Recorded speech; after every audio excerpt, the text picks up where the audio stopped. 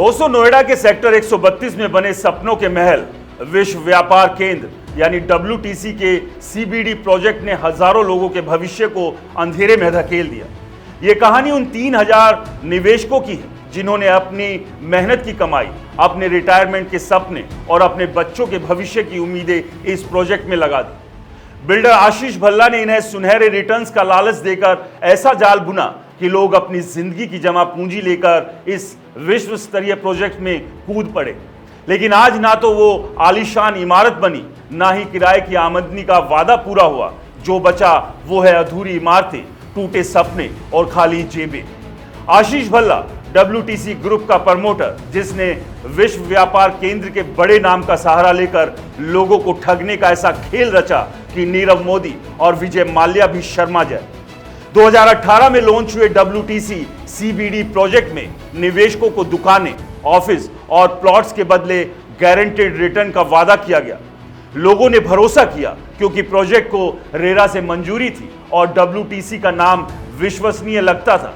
लेकिन हकीकत 2021 में डिलीवरी का वादा था, लेकिन कोविड का बहाना बनाकर काम ठप कर दिया गया। आज 2025 में 3 टावरों का वादा करने वाला यह प्रोजेक्ट एक खंडर से ज्यादा कुछ नहीं है। दिल्ली के नदीम की कहानी दिल दहला देने वाली है। दुबई में 30 साल तक पसीना बहाकर, हर मुश्किल को झेलकर उन्होंने अपनी कमाई WTC CBD में एक दुकान बुक कर लगाई। सपना था कि रिटायरमेंट के बाद किराए से जिंदगी आसानी से कटेगी, लेकिन 69 साल की उम्र में नदीम आज उस अधूरी इमारत के सामने धरना दे रहे हैं। जहां कभी आलीशान दुकान बननी थी, उनकी सारी कमाई डूब गई और अब उनके पास ना इनकम का जरिया है, ना ही उम्मीदें। निराशा में डूबे नदीम का कहना है, अब मेरे पास आत्महत्या के अलावा कोई रास्ता नहीं बचा। यह सिर्फ नदीम की कहानी नहीं, बल्कि उन सैकड़ों लोगों की है जिन्होंने WTC के अलग अलग प्रोजेक्ट्स में अपनी जिंदगी की कमाई दांव पर लगा दी। नोएडा के सुबीर ने 95% पैसे देकर WTC CBD में एक ऑफिस बुक किया था। सालों तक बिल्डर के बहानों को सुनते रहे, लेकिन ना तो ऑफिस मिला, ना ही किराया। सुबीर कहते हैं, रेरा ने कोई मदद नहीं की। WTC US ने साफ कह दिया कि हमारा इस प्रोजेक्ट से कोई लेना देना नहीं। अब हम कहां जाएं? वहीं डॉक्टर रश्मि, जो विदेश में सालों तक नौकरी करके लौटी, ने WTC के सिग्नेचर टावर में प्लॉट बुक किया था। 11 साल बाद भी उन्हें पोजीशन नहीं मिला। गुस्से और निराशा में वो कहती हैं, हमने अपने देश में निवेश करके क्या गुनाह किया।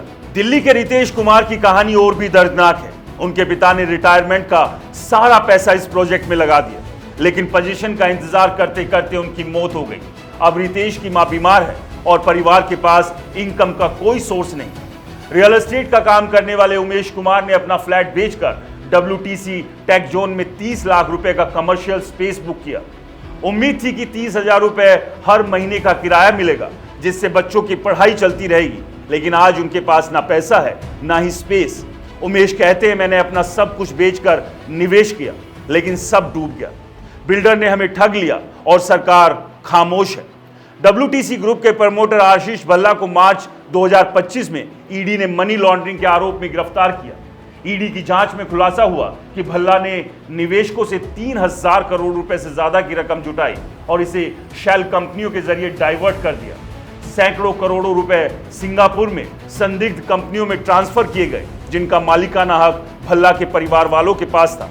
भल्ला ने न केवल निवेशकों को ठगा, बल्कि जांच के दौरान फरार रहकर सबूतों के साथ छेड़छाड़ की कोशिश भी की। ईडी ने 2348 करोड़ रुपए की संपत्तियां जब्त की, लेकिन निवेशकों का भविष्य अब भी अधर में है।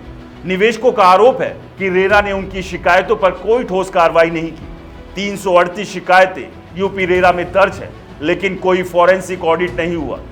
WTC US ने भी पल्ला झाड़ लिया, कहते हुए कि वो सिर्फ फ्रेंचाइजी देते हैं, प्रोजेक्ट की जिम्मेदारी बिल्डर की।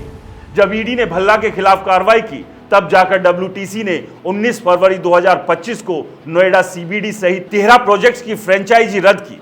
लेकिन तब तक बहुत देर हो चुकी थी। निवेशकों ने NCLT में केस किया, लेकिन 29 सुनवाइयों के बाद भी कोई ठोस नतीजा नहीं निकला। WTC के निवेशकों की कहानियां अलग हो सकती है, लेकिन उनका दर्द एक जैसा है। कोई रिटायरमेंट की प्लानिंग कर रहा था, कोई बेटी की शादी के लिए पैसे जोड़ रहा था, तो कोई बच्चों के भविष्य के लिए निवेश कर रहा था। लेकिन आज इन सभी का भविष्य अधर में लटका हुआ है। वरीड ट्रबल्ड कस्टमर एसोसिएशन यानी WTCA ने सरकार से हस्तक्षेप की मांग की, लेकिन ना तो सेबी, ना ही रेरा और ना ही कोई दूसरी संस्था ने ठोस कदम उठाया।